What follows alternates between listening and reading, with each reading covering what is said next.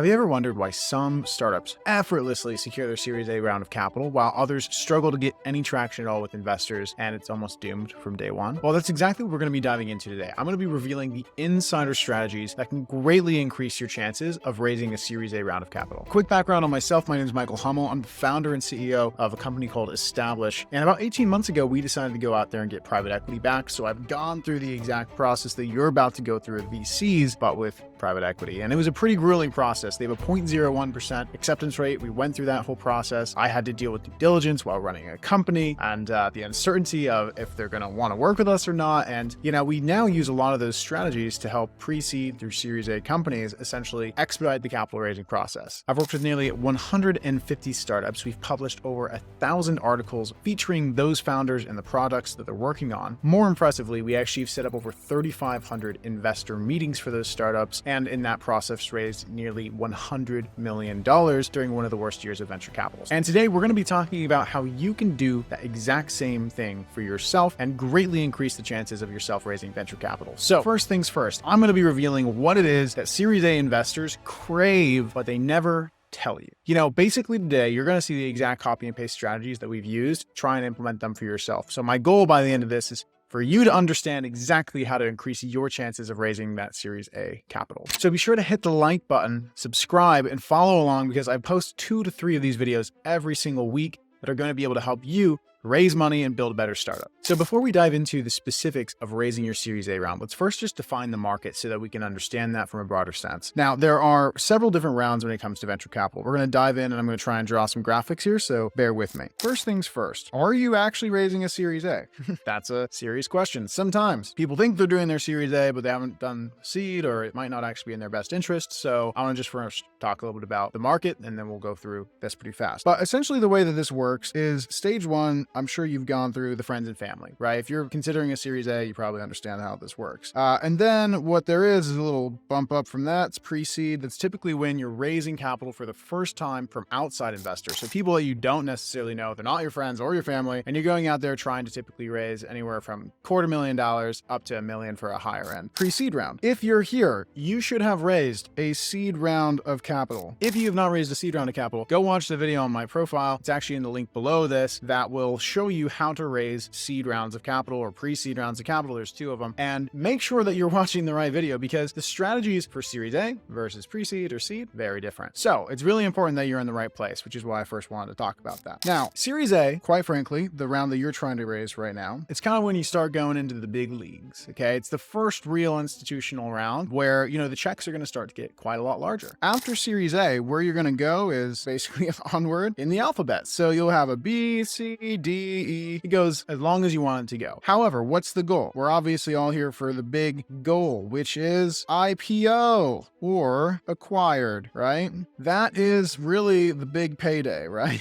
So if we make it to the IPO or the acquisition day, that's when you finally get a check. That's when you've reached critical scale and you're going to be building a really exciting company. So Series A is really that last big barrier, in my opinion, where there's a lot of drop off. Big companies are going to come to play. And this is where boys go to men. This is that transition from a seed stage company, someone that's small and there's a chance. If you successfully close out the Series A, your chances of reaching that IPO or those later rounds go up exponentially. And I think it's a pretty critical moment in the startup journey. However, it's extremely difficult. So let's get into what that actually means. So I'll actually pop this up here on the screen. Right now, we are down 60% from Q4 2021 for Series A. Back then, there was $14.5 billion that was going into this startup market Series A rounds in Q4 2021. Last quarter in Q4 2023, there was a measly $5.7 billion. So again, we're down 60+%, and we're not really sure if that's going to be coming back. So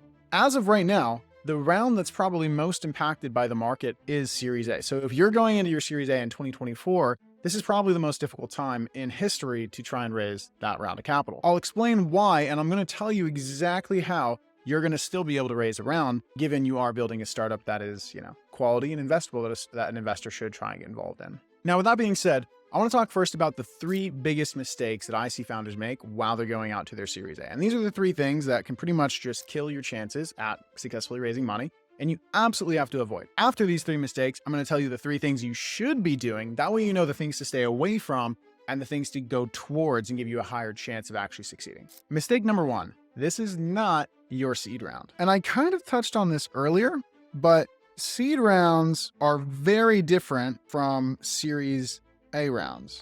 And what I mean by that is, sometimes people go through their seed round without ever actually having to meet with VCs. You can actually get through your seed round without ever needing institutional investors, like a venture capital firm, getting involved. Once you get to Series A, you're pretty much exclusively going to be going after VCs that are going to be writing fairly large checks, because seed rounds are anywhere typically from 1 to 5 million. And then Series A is going to be more of like the 5 to 30 million. I'd say 30 million on the higher end. There are, of course, different outliers depending on the industry. But now you're starting to ask for larger dollar amounts. You're starting to talk with much more sophisticated investors, people that get a ton of deal flow, and they're way larger funds.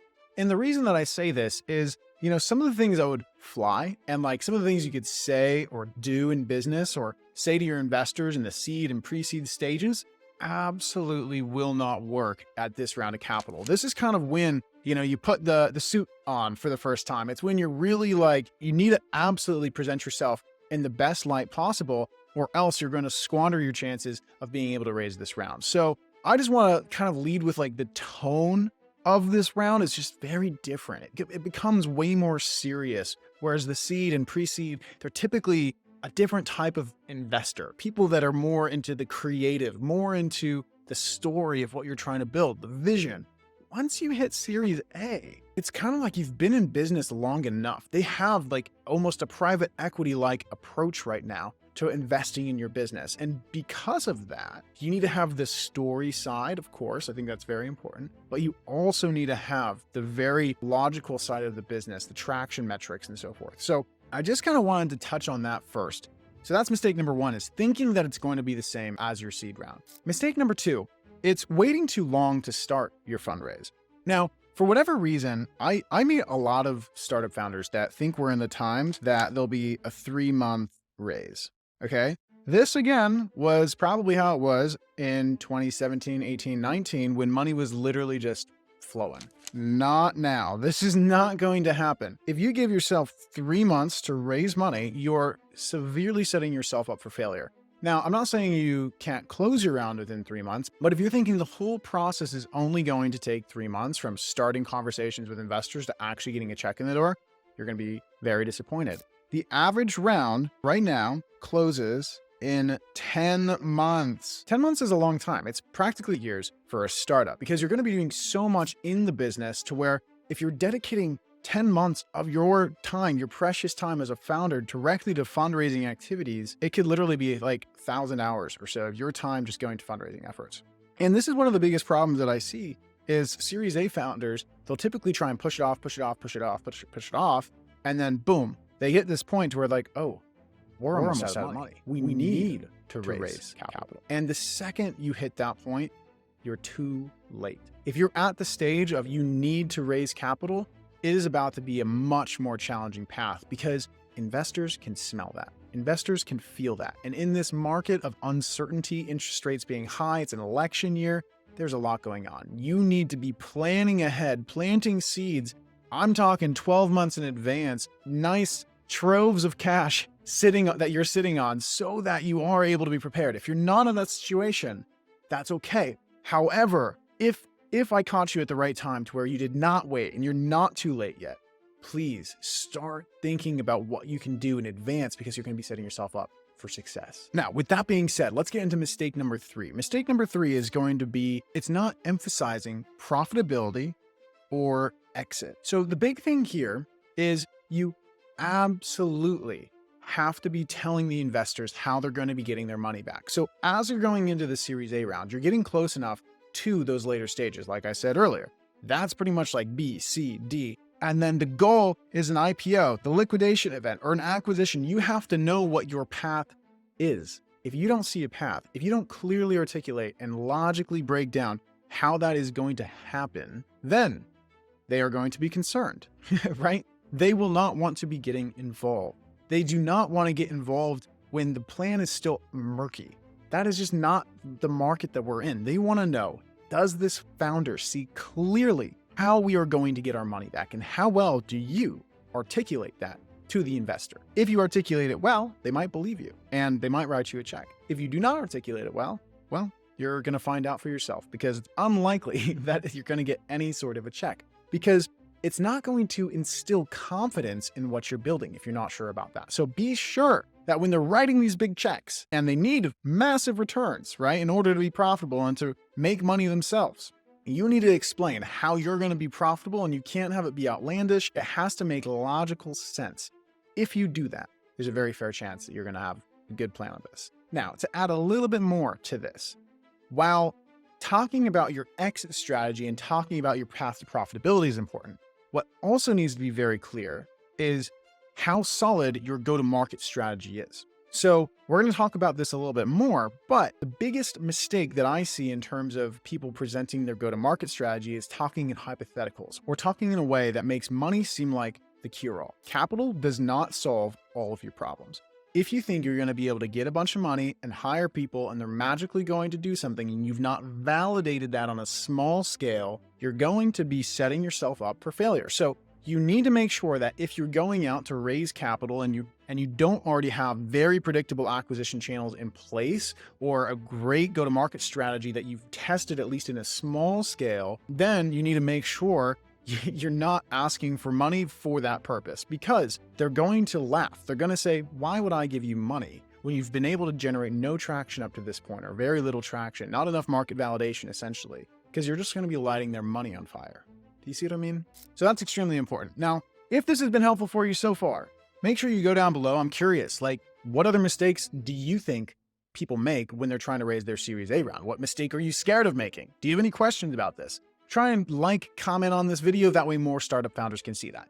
With that being said, let's dive back in. So first things first, let's talk about the actual strategy of the do's, not the don'ts. That way you guys can walk away from this knowing a little bit more about how to successfully raise your round of Series A capital. So I call this the Investable Startup Matrix. What I want to break down to you are the 3 pillars of an investable startup. If you have these 3 things in place, you are greatly going to improve the likelihood of yourself raising money. If you do not, if you're missing even one of them, you will be in a massive disadvantage. All right, let's draw this out. So like I said, becoming an investable startup has 3 pillars, and I'm going to break down each pillar one by one. That way you can understand exactly what goes into it. And if you have any questions, like I said, leave them down in the comments. So first pillar is what I call narrative. All right. And now there's 2 different sides of narrative. There is your pitch and messaging. And this is going to be how well can you articulate your vision? How well can you articulate what it is that you see as the founder to the investor? If that's crystal clear, you guys are on the same wavelength. A lot of this is about how well can you make an investor see the vision that you have, because if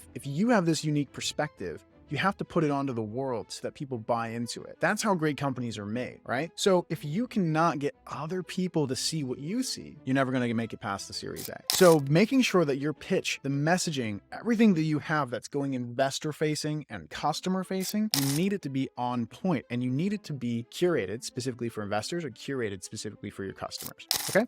So that's the first thing, part of narrative. The second part of narrative is you want third-party people basically confirming what you're saying. So what we like to do here, and the reason we do media, is it helps a lot when other people say that you're building something great, and it's not just you, right? So if you think about the big companies, the ones that have been able to raise rounds extremely fast, they're typically because there's some type of buzz. They're the whispers around, what is this company doing over the other one? Just because you believe you're building something special doesn't necessarily mean other people are going to believe you, right? Every startup in the world says they're building the next unicorn. It's the next multi-billion-dollar opportunity. If you weren't saying that, you wouldn't be in this game. So the reason that getting other people, whether this is, subject matter experts on LinkedIn, companies to actually talk about what you're doing at different keynotes, media mentions themselves, just getting talked about in different publications, podcasts, TED Talks, whatever it is, you need to have people mentioning what you're building so that it legitimizes what you're saying. Because think about it, investors don't necessarily want to hear about everything from you. They would like to do their own research and be like, wow, they're on to so much at just the Series A level. So that's where narrative is very important. Now, moving on from narrative, we're going on to pillar number 2. This is traction. And this is the buzzword of the century. Now, I'll be honest, traction at the Series A level is extremely, extremely important. Right now,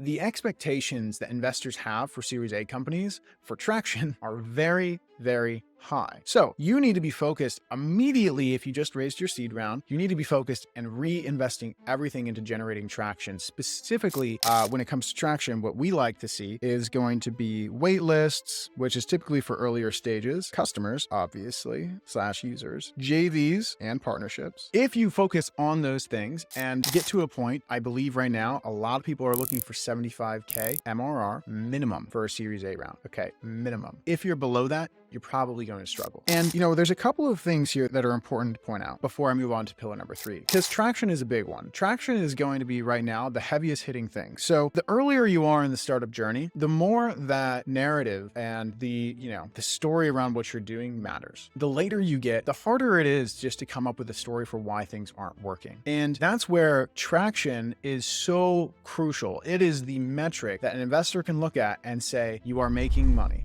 You have people using this. I want to get involved. There's no arguing with it. And don't get me wrong, the narrative is extremely important, because if you can't explain this vision, if you don't have any legitimacy online, it's going to make it way more tricky for you. But if you do not have this component, you will battle to get your Series A. I would not want to be in your shoes. Okay. So the other side of that is making sure that your CAC is low / scalable. Now, CAC is customer acquisition cost, or the variation of that essentially. And one of the things that a lot of people don't realize is if you're running ads, your costs are going to go up exponentially. So if you're running ads right now, your campaigns are performing well, you have a good ROAS, let's say it's 2, 3, 4x, that'd be great. However, once you start spending more money, those go down. Investors know this. The cost per acquisition goes up, your profits go down. That's just what it is to do things at scale. So making sure that you know your numbers when it comes to customer acquisition and making sure that you have a reliable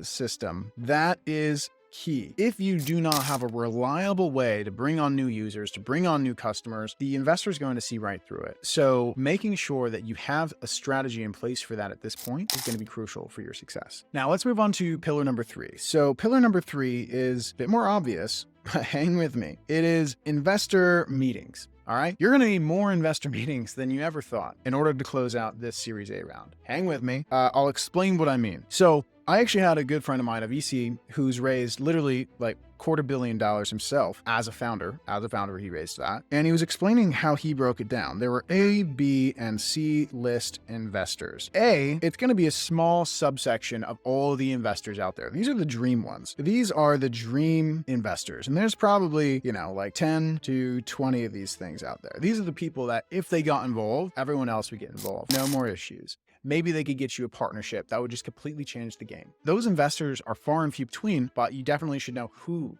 they are. Now, then B would be the good investors. And there's quite a lot more of these, right? Like there's 20 to probably 300 or so. There's going to be plenty of people that you could get money from that would make good partners and help you close out your round. Will they change the game for you? No, but they're going to believe in you. And they might introduce you to that investor that is a dream for you. And they're going to get you to that next stage. So they're not to be bad, but there's a lot more of them. And then there are the money investors, the C stage. And there's a ton of these, right? So there's going to be 300 to, thousands of these investors that are out there that, quite frankly, they're just writing you a check if they do get involved. And that's fine. There's nothing wrong with that. It's more of just, you have to understand the game. You have to understand who's out there. Now, this is why investor meetings is one of the pillars, because I can't tell you how many startup founders come to us and they only want to focus on those dream 5, 10, 20 people out there that if you botch a pitch to them, you ruin your chances ever being in business with them. Okay. So what we like to do, and what I recommend you do, is you don't practice on your dream investors. In fact, you don't practice on the good ones. You get as many conversations out as possible with the money investors. These are the people that you want to practice on, because if you practice on the people that, if it does not go through, they'll at least give you feedback on maybe why it's not the right time, or they'll give you a perspective that will help you be more prepared for your future pitches. And what that's going to do is make it so that when you do walk in in the room and you're talking to those people that could absolutely change the course of your business, you're prepared and you know what to say. And if you do that, then it's going to give you a much higher chance of actually closing them. So those are the 3 pillars of an investable startup. And if you're missing any one of those, it's going to greatly hurt your chances of closing out a Series A. So with that being said, again, number 1, there is narrative, getting either your perfect pitch down internally as well as getting other people to talk about it and sing your praises. That way it's not just you talking about yourself. There is traction. So getting way more traction than you think you need and trying to make sure that that is a focus and keeping your cost per acquisition low as you're about to go into scale, because you're going to try and raise money to scale and it's going to get more expensive. And then 3, investor meetings. Make sure you're practicing with the C and the B stage investors and you're saving those dream stage ones for, when you do have pitch perfected. Again, if you liked this video, comment below, let me know what you want to hear more of. Subscribe to the channel as I'm going to be doing 2 to 3 videos like this every single week. And if you want exclusive access to a community of startup founders where there's exclusive trainings, go to thestartupshortcut.com. It's right here on the screen and it's also down below in the description. And I'll see you there. We'll talk soon.